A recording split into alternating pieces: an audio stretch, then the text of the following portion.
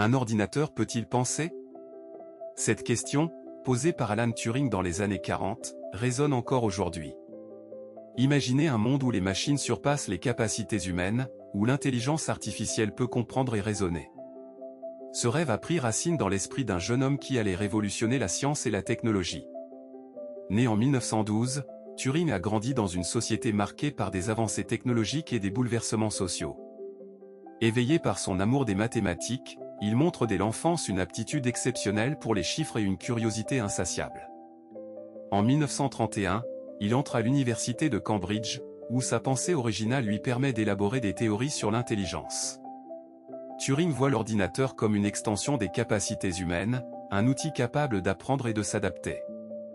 Durant la Seconde Guerre mondiale, Turing se distingue en déchiffrant les codes de la machine Enigma à Bletchley Park, illustrant ainsi la capacité des machines à résoudre des problèmes complexes.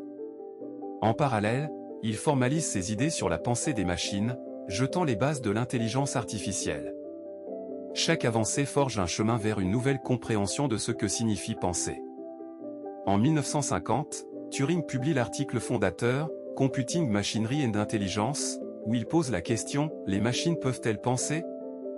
Il propose le célèbre « test de Turing », une méthode pour évaluer l'intelligence d'une machine. Si un interrogateur ne peut pas distinguer une machine d'un humain, la machine est considérée comme pensante. Les contributions de Turing s'étendent également à des applications pratiques. En 1951, il commence à travailler sur un ordinateur à l'université de Manchester, le voyant comme un moyen d'explorer ses théories. Il programme des expériences démontrant que l'ordinateur peut apprendre et s'adapter, défiant les idées conventionnelles sur l'intelligence. Malgré des critiques et un scepticisme croissant, Turing aborde les implications morales de l'intelligence artificielle avec responsabilité. En 1952, il est condamné pour homosexualité, ce qui impacte sa santé mentale et son travail. Cependant, il continue de publier et d'explorer l'intelligence artificielle. Ses recherches sur la morphogenèse illustrent sa pensée originale. Malgré les stigmates, il persévère jusqu'à sa mort tragique en 1954, à 41 ans. Son suicide supposé laisse un vide immense, tant pour sa famille que pour la science. Pendant des décennies, son œuvre est restée méconnue, mais son impact sur l'intelligence artificielle reste colossal. L'héritage de Turing dépasse ses découvertes scientifiques, engendrant des réflexions profondes sur notre relation avec la technologie. Ces questionnements sur la conscience et l'éthique alimentent les débats actuels sur l'intelligence artificielle. Alors que nous avançons dans un monde numérique, ces préoccupations éthiques deviennent essentielles à notre interaction avec les machines. Au fond, Turing nous rappelle que, même dans un monde façonné par des algorithmes, il est crucial de préserver notre humanité. En réfléchissant à l'héritage de Turing, nous constatons que ces questions sur la conscience des machines résonnent encore aujourd'hui, à une époque où l'intelligence artificielle influence notre quotidien. Les décisions que nous prenons concernant son développement nécessitent une réflexion éthique minutieuse. Turing nous enseigne que l'intelligence artificielle doit être évaluée non seulement par son efficacité, mais aussi par son impact sur l'humanité. Il est impératif de réfléchir à notre place dans ce monde façonné par l'IA. Chaque interaction avec la technologie doit nous amener à questionner notre humanité. La véritable mesure du progrès technologique ne réside pas seulement dans la capacité des machines à penser, mais dans la manière dont nous choisissons de les intégrer dans nos vies. Alan Turing nous a ouvert la voie, mais c'est à nous de poursuivre cette quête. Développement, de l'intuition à l'innovation. En observant le parcours de Turing, nous ne pouvons pas ignorer l'environnement intellectuel et culturel dans lequel il évolue. La société des années 1930 est une période de tumulte, marquée par la montée de la technologie, des idéologies et des mouvements politiques qui façonneront le futur. Alors qu'Hitler prend le pouvoir en Allemagne et que l'Europe se dirige vers la guerre, des esprits brillants comme Turing commencent à envisager comment la logique et les systèmes computationnels pourraient servir à résoudre des problèmes complexes, allant bien au-delà des simples calculs. Dès son arrivée à Cambridge, Turing est entouré de camarades de classe qui partagent ses passions intellectuelles. Il se lie d'amitié avec le mathématicien G.H. Hardy, qui l'encourage à développer ses idées. C'est à cette époque qu'il commence à s'intéresser à la possibilité que les machines puissent imiter le raisonnement humain. En 1936, Turing publie son article fondamental sur les fonctions calculables, introduisant la notion de « machine de Turing », un concept qui permet de formaliser la logique computationnelle. Imaginez une pièce sombre et calme, avec des papiers éparpillés et des notes griffonnées à la hâte. Turing, assis à une table en bois usé, scrute un tableau noir couvert de symboles mathématiques et de diagrammes, en cherchant à donner vie à des idées qui sembleraient folles pour beaucoup. Ses pensées se bousculent. Si une machine peut suivre des règles précises, peut-on alors décider si elle peut véritablement penser? La guerre à Bletchley Park. La Seconde Guerre mondiale marque un tournant décisif dans la carrière de Turing. En 1939, alors que les troupes allemandes envahissent la Pologne, Turing est recruté par le Government Code and Cipher School à Bletchley Park, un domaine tranquille à la campagne britannique, devenu le centre névralgique de l'intelligence britannique. Au début, Bletchley Park ressemble à une grande maison de campagne avec des jardins soignés, mais rapidement, elle se transforme en un véritable laboratoire d'idées et d'innovation. Les équipes de cryptanalystes, dont plusieurs sont des femmes brillantes, s'affairent dans l'urgence pour déchiffrer les communications ennemies. La pression est omniprésente, chaque minute compte, et chaque erreur pourrait avoir des conséquences fatales. C'est ici qu'une des contributions les plus marquantes de Turing prend forme, l'Enigma. Cette machine allemande, avec sa complexité incroyable, semblait inviolable. Mais Turing, armé de son intelligence mathématique, commence à travailler sur une machine qui pourrait, littéralement, penser à la place des hommes.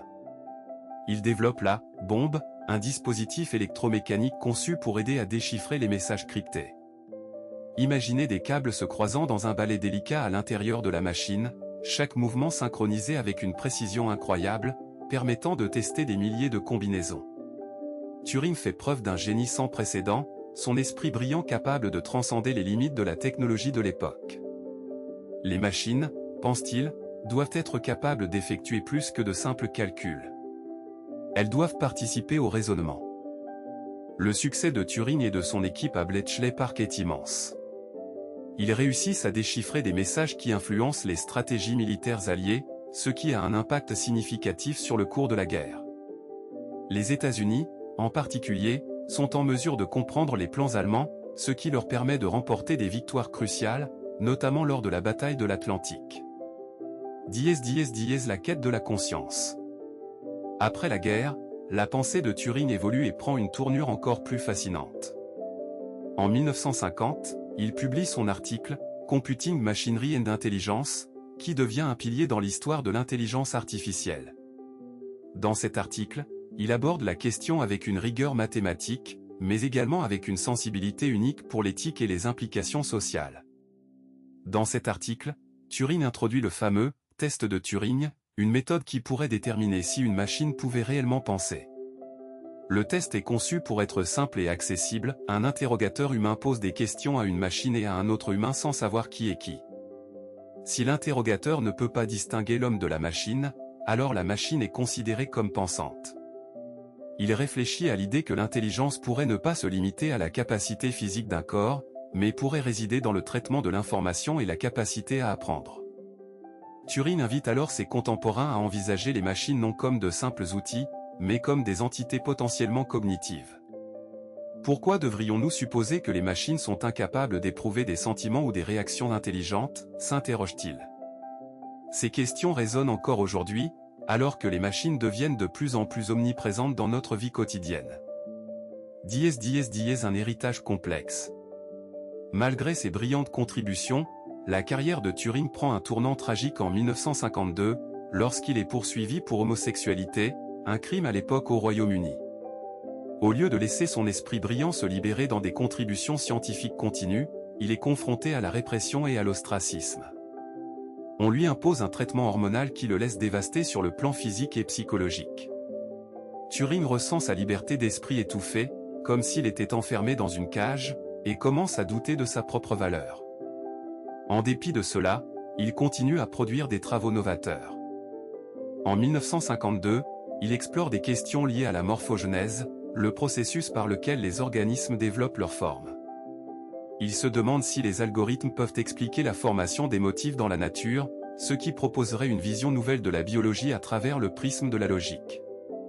Turing ne cesse jamais de chercher les intersections entre la science et l'art, entre la mathématique et la vie. Cependant, les pressions sociales et personnelles continuent d'affecter son travail.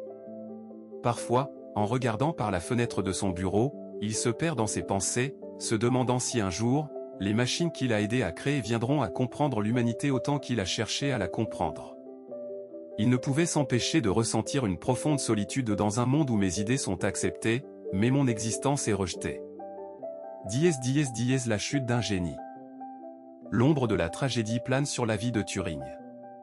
En 1954, à l'âge de 41 ans, il est retrouvé mort dans son appartement de Wilmslow, en Angleterre, dans des circonstances troublantes. Le poison de la pomme qu'il a mangé, imprégné de cyanure, laisse planer des doutes quant à la nature de sa mort. Était-ce un suicide tragique d'un homme accablé par les épreuves, ou une simple tragédie d'un accident? La question demeure. Ce qui est certain, c'est que la perte de Turing représente une tragédie non seulement pour sa famille, mais également pour le monde scientifique. Son génie, qui aurait pu continuer à éclairer les âmes et les esprits, s'est évanoui trop tôt. Une renaissance tardive. Pourtant, l'histoire de Turing ne se termine pas ici. Pendant des décennies, son travail reste en grande partie méconnu et sous-estimé. Ce n'est qu'à la fin des années 20e siècle que ses contributions commencent à être reconnues pleinement. Les chercheurs et les historiens commencent à revisiter ses travaux sur l'intelligence artificielle, et ses idées sur la conscience des machines deviennent des sujets de débats académiques. La technologie avance à pas de géant, et des discussions s'intensifient concernant les implications éthiques et morales de l'intelligence artificielle. Les entreprises technologiques intègrent les concepts de Turing dans le développement de systèmes d'IA modernes, et son nom devient synonyme de la quête d'une conscience machine. Un film biographique, The Imitation Game, sort en 2014 et ravive l'intérêt pour sa vie et son héritage. Les jeunes générations redécouvrent cet homme fascinant, et des voix s'élèvent pour reconnaître le mal qui lui a été fait en raison de son orientation sexuelle. Conclusion. L'héritage de Turing dépasse ses découvertes scientifiques, engendrant des réflexions profondes sur notre relation avec la technologie. Ces questionnements sur la conscience et l'éthique alimentent les débats actuels sur l'intelligence artificielle. Alors que nous avançons dans un monde numérique, ces préoccupations éthiques deviennent essentielles à notre interaction avec les machines. Au fond, Turing nous rappelle que, même dans un monde façonné par des algorithmes, il est crucial de préserver notre humanité. En réfléchissant à l'héritage de Turing, nous constatons que ces questions sur la conscience des machines résonnent encore aujourd'hui, à une époque où l'intelligence artificielle influence notre quotidien. Les décisions que nous prenons concernant son développement nécessitent une réflexion éthique minutieuse. Turing nous enseigne que l'intelligence artificielle doit être évaluée non seulement par son efficacité, mais aussi par son impact sur l'humanité. Il est impératif de réfléchir à notre place dans ce monde façonné par l'IA. Chaque interaction avec la technologie doit nous amener à questionner notre humanité. La véritable mesure du progrès technologique ne réside pas seulement dans la capacité des machines à penser, mais dans la manière dont nous choisissons de les intégrer dans nos vies. Alan Turing nous a ouvert la voie, mais c'est à nous de poursuivre cette quête.